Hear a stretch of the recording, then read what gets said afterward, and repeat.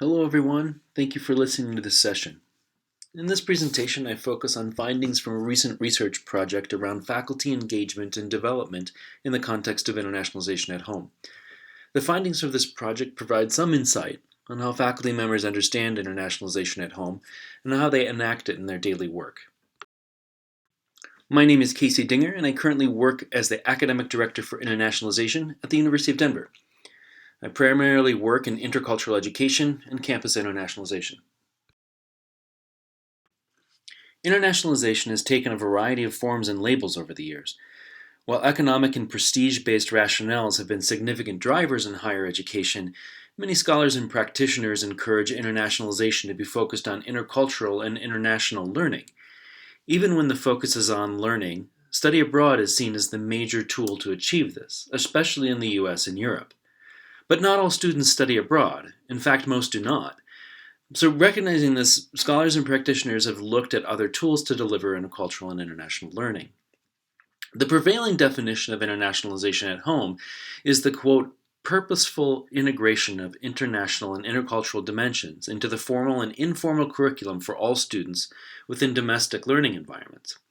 The stated goal of internationalization at home is to develop intercultural capabilities, multiple perspective taking, and international understanding among students and the campus community broadly. Because it impacts the entire institution, internationalization at home is a more inclusive and holistic approach. There are a number of features that scholars have articulated.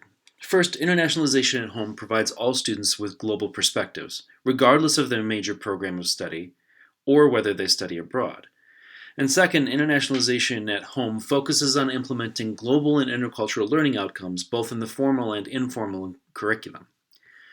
This isn't mere speculation. Recent research has shown that well-developed internationalization at home strategies are effective in meeting these outcomes. It isn't, and really can't be, all about student learning outcomes, however.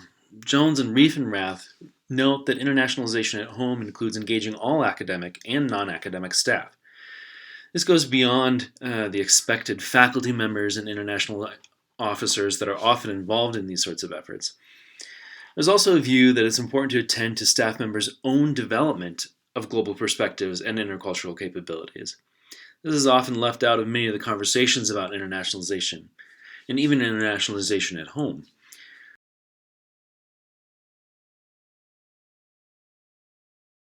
Looking at the scholarly literature, there's really a lack of robust research on faculty involvement in internationalization. What does exist shows that faculty members are key agents in internationalization, and that the engagement of the faculty is a primary indicator for the progress of institutional internationalization. Studies also show that those faculty who are engaged through a more ethno-relative mindset design curriculum that contributes to the development of intercultural sensitivity.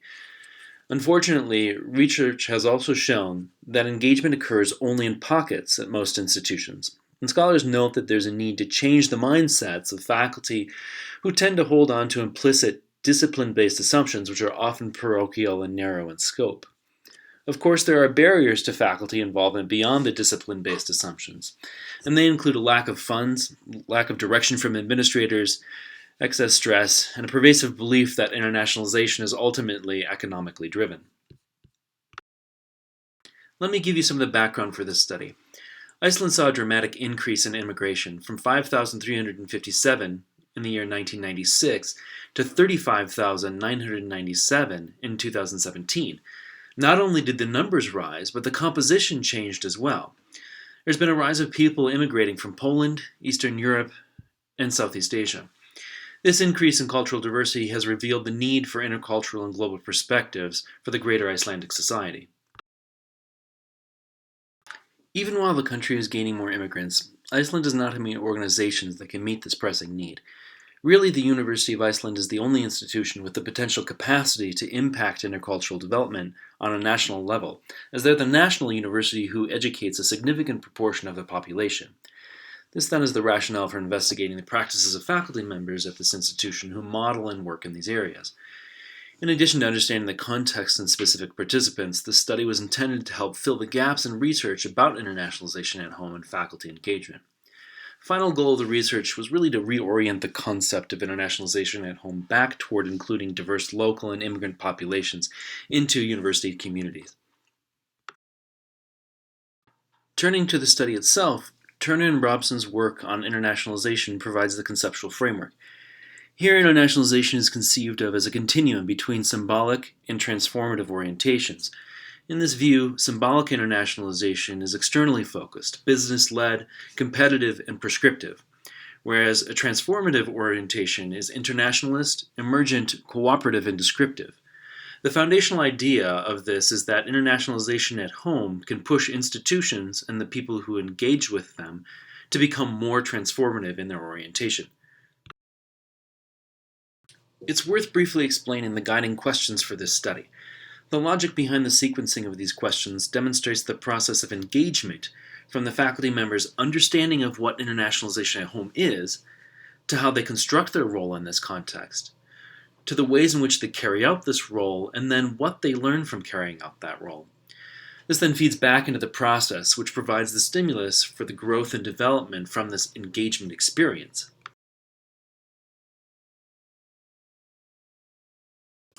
There were 5 participants in this study from the University of Iceland. They are all academics from education, business, or folkloristics. They did have a few commonalities. All of them spent significant time abroad, and their motivations for involvement in international education were both individual and intrinsic. The participants are really key champions of internationalization who integrate these features of internationalization at home in their day-to-day work.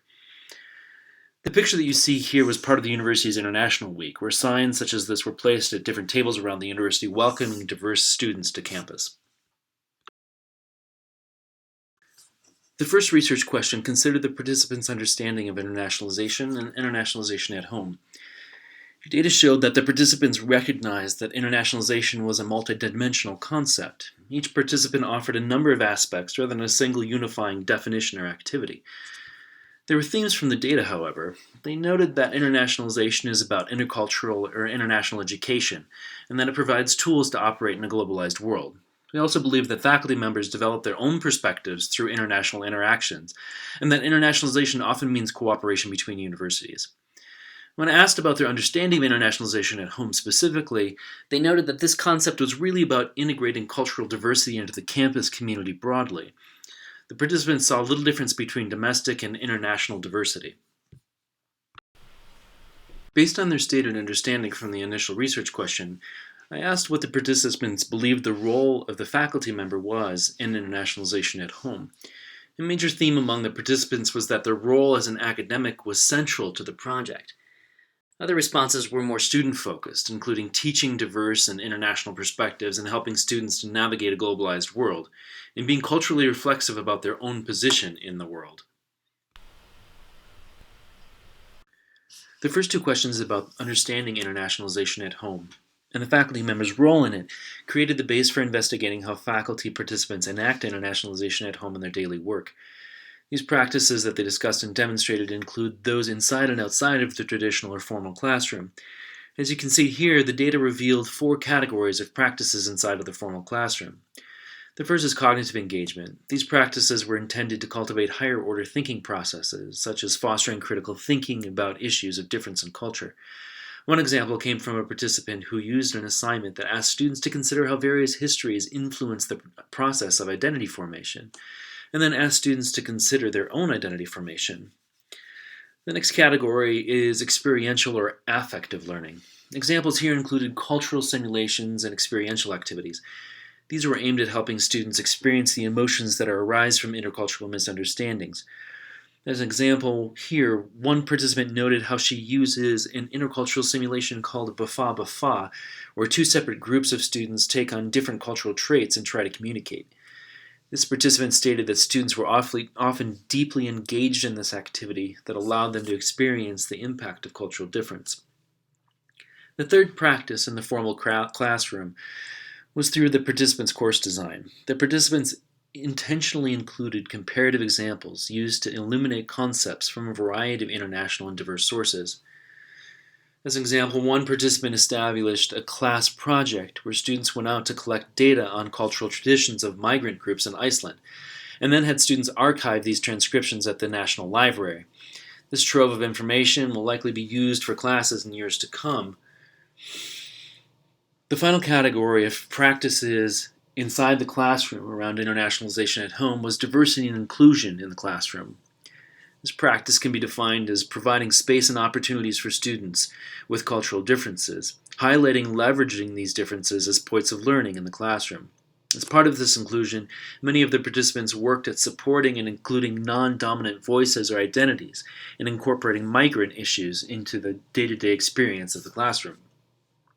As an example, this came from one participant who encouraged students to ask questions in their home languages, often Icelandic, even though it was an international classroom where not everyone spoke Icelandic. The faculty member then answered in English so that everyone could understand. This practice allowed students, especially from Iceland, to be more comfortable in asking questions so that language wasn't a barrier in their learning. The previous slide covered those practices of internationalization at home that faculty participants used inside of the formal classroom. The second grouping of practices are those outside of the classroom. The data showed three separate categories: research, building and maintaining networks, and connecting with greater Icelandic society. One specific example of research was around studying comparative international perspectives and cultural plurality in Iceland. Most of the participants engaged in research in some aspect of this area. One participant stated that they were starting a study to better understand immigrants' experience, and another participant had studied cultural traditions from Vietnamese immigrants. So a second practice of internationalization at home was through building and maintaining professional networks. While I was conducting this research, there was an international conference on diversity and learning at the University of Iceland that several participants had put together. This conference was focused on research around learning in contexts and spaces with students from a variety of cultural backgrounds. This event brought scholars and researchers from the Nordic countries and beyond and acted as a key point of networking for people interested in interculturally based learning. A third and final practice of internationalization at home outside of the classroom was participants' works as experts in the field in the Icelandic community. Two of the participants acted as consultants for primary schools around inclusion of immigrant students through developing teachers' capacity to work with students through their home languages and home cultures. This teacher development work was crucial to support the increasing diversity of students in the Icelandic schools. As you can see, these were less student-centered practices and more about developing partners, colleagues, and systems. This next slide is then the model for understanding how the participants develop and grow from their engagement in this internationalization. The base framework presented earlier in this presentation is then layered with a constellation of theories and concepts which help push the participants and ultimately the institution from a more symbolic to more transformative internationalization orientation. The theories or frameworks below the continuum arrow are those that are more foundational, applying to learning more broadly, whereas those above the line are those applied to teachers and academics specifically. These theories and concepts were used to investigate how faculty members develop their academic self through their engagement in practices of internationalization at home. The data revealed that their own growth through these practices was both robust and ongoing. The first and foundational theory used in the analysis is this idea of the growth mindset. The participants demonstrated a growth mindset through their continued and active learning about other cultures. This was often supported by a level of humility and continuing to try to understand, even when they made mistakes or cultural failures. One participant mentioned that she still feels like a beginner in the process, living among multiple cultures and peoples, despite working in this area on a daily basis. The second theory used in the analysis was collaborative learning. The participants all demonstrated that they engaged in collaborative learning through establishing new communities of practice around internationalization at home. They created understandings and shared meanings around advancing intercultural capacities in international learning among a variety of faculty champions on and across the campus. The third theory comes from Brookfield's idea of adult cognition. This has a number of components, but one of these components is critical reflection. The data showed that participants had significant ability to critically reflect on their own assumption behaviors through engaging in the practices of internationalization at home.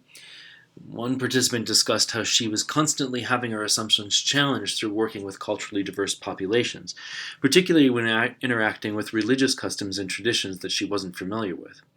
This has really helping her deepen her understanding and engaging with others. The fourth concept was authenticity in teaching. This is used in the analysis to evaluate how participants brought their own experiences, values, and beliefs into their daily work. Data showed that participants brought their authentic selves into the classroom and professional roles through a variety of practices. As an example, one participant stated that, quote, "It's very difficult to keep it separate, because I'm really sort of doing what I believe in every day and what I think is important in life generally, and I'm applying that to my work." The final theory used in the analysis about faculty members' own growth and development through practices of internationalization at home was the development of the academic self. This idea was put forward by Hall, and he argues that faculty who develop their academic self are more likely to be open to new directions and stretch their understanding and knowledge. This is seen in the data as an example comes from several participants' offices where they had collections of books and research that were well outside of their initial field of study. These were fields and disciplines aligned more with diversity, inclusion, intercultural learning, and international perspectives that they had entered into through their own exposure and interest in intercultural and international learning. By engaging in practices of internationalization at home, the participants developed a more transformative orientation, internationalizing their academic selves. The final question considers the impact of the engagement process beyond the individual participant. This question investigated how these faculty members influenced their campus and disciplinary colleagues by being champions in internationalization at home. It's clear from the data that the participants internationalized their own spheres of influence, which started their home faculties and then flowed out to the wider institution. As an example, several of the faculty participants from the study now serve on an institution-wide committee looking at how to work better and more inclusively with immigrants and refugees. Moving on to the implications of this work. One significant outcome of this research is in describing and refining what constitutes the practices of internationalization at home. Much of the literature is at a high level and only conceptual about these activities. This research helps move internationalization at home into the applied and day-to-day practice.